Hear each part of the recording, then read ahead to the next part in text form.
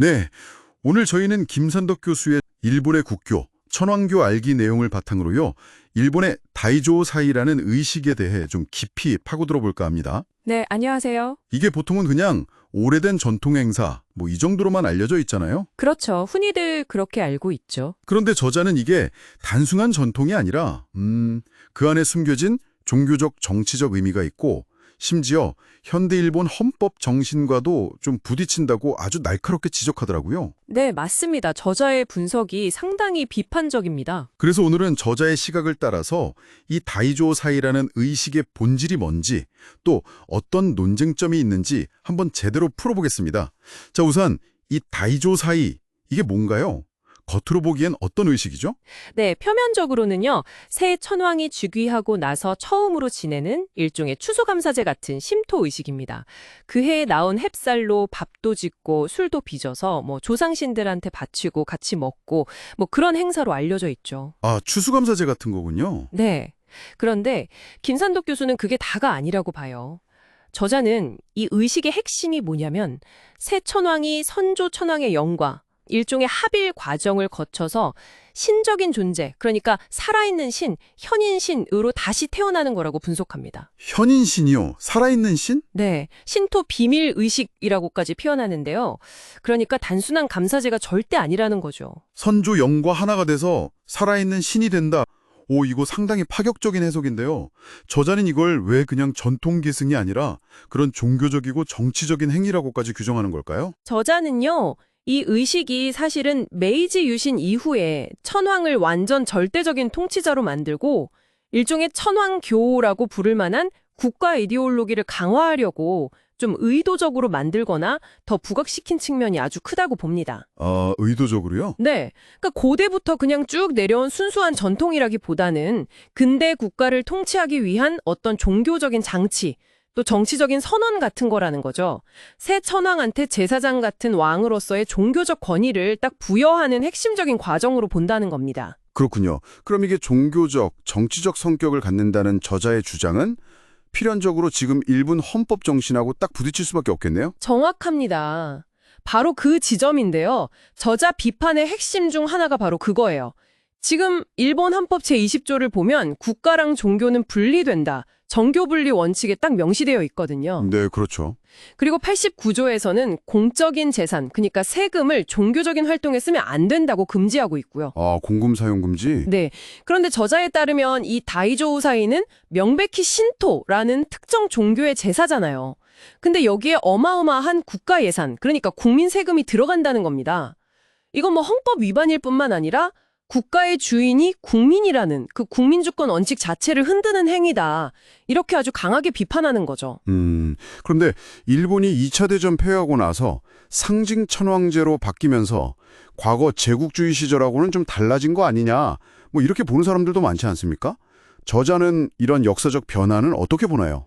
저자는 그 단절됐다는 인식이 좀 피상적이라고 지적합니다.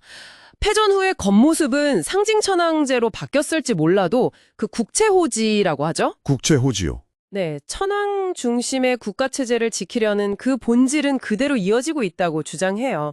대표적인 근거로 1940년에 히로히토 천황이 했던 이른바 인간선언을 들거든요. 아, 그 유명한 선언이요. 자기가 신이 아니라고 했다는. 네, 그렇게 알려졌죠. 근데 저자는 그 후에 히로히토 본인이 했던 말이나 또 그가 죽었을 때 치러진 장례의식 같은 걸 보면 그건 그냥 당시 국민이나 연합국을 속이기 위한 정치적인 쇼였을 뿐이고 실제로는 천황 신격화는 계속 유지됐다고 보는 겁니다. 기만적이었다는 거네요. 그렇죠.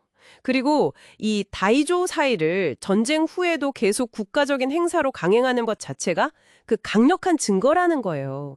이건 결국 천황을 신성 불가침의 통치자로 규정했던 옛날 메이지 헌법 시대의 그 잔재가 아직 청산되지 않았다는 걸 보여준다는 거죠. 저자가 기독교 신학자 관점에서도 이 문제를 보고 있죠? 그건 어떤 내용인가요? 네, 저자는 기독교적인 시각에서 봤을 때 천황을 살아있는 신으로 이렇게 떠받드는 다이조 사이나 천황 숭배 사상 자체가 이건 명백한 우상 숭배다.